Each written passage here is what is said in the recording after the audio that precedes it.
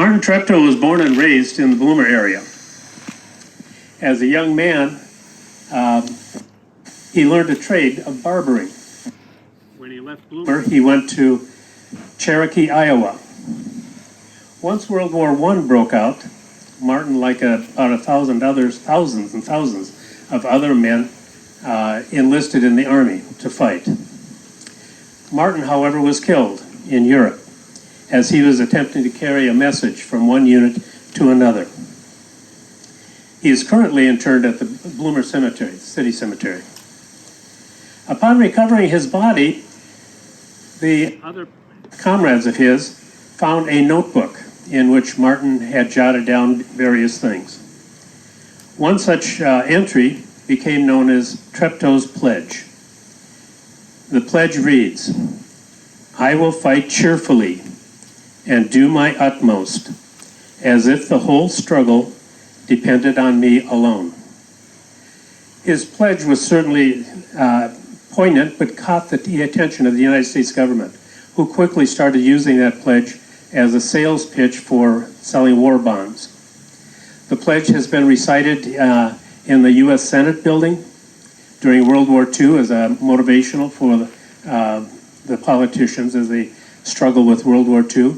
And it was also recited by President Reagan during his inauguration address.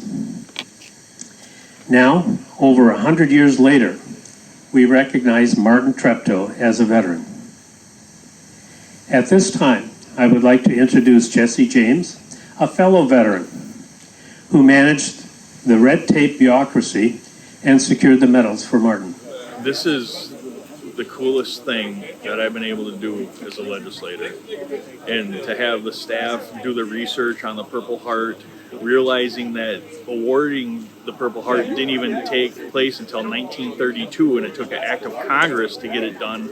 So they asked for help. They've been working on this for 3 years, from what I understand. And just over a month's time with, I guess, government interference with government work, it kind of helped get this done in just over a month's time and get Martin August Treptow awarded the Purple Heart. And we had the documentation, we helped with the documentation process, the application process, and it's just,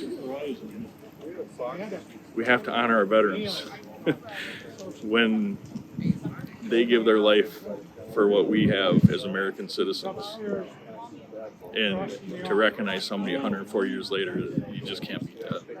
What's this meant for the family? Oh, a lot, because we didn't have any closure on that portion of it. I mean, yeah, there's only 6 of us grandnephews and nieces left, because our grandparents, mother or father, was Martin's brother. So it's just been trivial, because now it kind of gives us closure. Inside here, they have Martin's flag that draped his coffin when he came home 101 years ago today. And now they'll have his medals. And the medals for the Purple Heart weren't available for World War I veterans until 1932. 15 years after the war, it took an act of Congress to make them available. But it wasn't automatic. The government just didn't say, well, here, we'll just ship these medals out to all these. Families had to request them. And whether the families knew that, or the word got up here to Bloomer for them to contact Washington, D.C. to get them, nobody knows. All the way from California to up here, and then we have cousins in Boston and in Texas. And, a year from now, we're going to be having a big reunion in Bloomer here. So I'm expecting a lot of people to be traveling to little old Bloomer, Wisconsin next year.